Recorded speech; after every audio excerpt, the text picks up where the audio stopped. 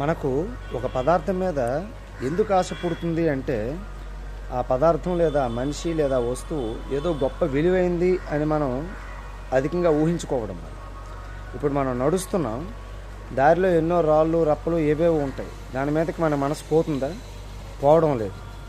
అదే ఒక దారిలో ఒక వజ్రం కనబడింది అనుకోండి, వెంటనే అనుకుంటాం ఇది నా ఉంగరంలో పెట్టుకుంటే బాగుంటుంది, ఇది నా చైన్లో పెట్టుకుంటే బాగుంటుంది, చాలా విలువైంది. అదే దారిలో చిన్నపిల్లవాడు నడుస్తున్నప్పుడు ఈ వజ్రాన్ని చూశాడు అనుకోండి, వాడికి అది విలువైంది అనే భావం ఉండదు, అందువల్ల వాడు దాన్ని పట్టించుకోడు. ఒక రాయిల అన్ని రాళ్ళలాగే దాన్ని కూడా చూస్తాడు. కనుక ఒక వస్తువుని కానీ ఒక పదార్థాన్ని కానీ ఒక మనిషిని కానీ అత్యధికమైంది చాలా విలువైంది అని మనం అధికమైన విలువిచ్చి ఆ వ్యామోహంలో పడ్డామంటే మన సర్వనాశనాన్ని మనం కొని తెచ్చుకోవడమే.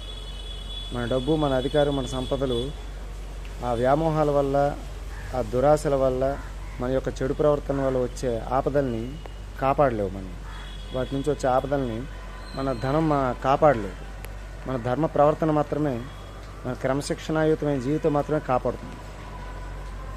ఒక వస్తువుని లేదా ఒక మనిషిని అత్యధికంగా ఎందుకు వ్యామోహపడతామంటే అదేదో విలువైంది అనుకోవడం. అది సరైన మార్గంలో దొరకదు, దానికోసం వక్ర మార్గంలో, చెడు మార్గంలో ఇల్లీగల్గా వెళ్ళడం, దాని నుంచి ఆపదలను కొని తెచ్చుకోవడం, తిరిగి మనల్ని భగవంతుడు చూడలేదని భగవంతుడి మీద నిందలు వేయడం, అది సరికాదు. ఈ విషయాన్ని జగద్గురు ఆదిశంకరాచార్యులు చాలా విపులంగా తన భజగోవింద శ్లోకాల్లో కానీ, శంకరుల జీవిత చేతిలో కానీ చాలా స్పష్టంగా మనకు ఆయన తెలియజేయడం జరిగింది. శ్రీ గణేశాయ నమః. శ్రీమాత్రే నమః.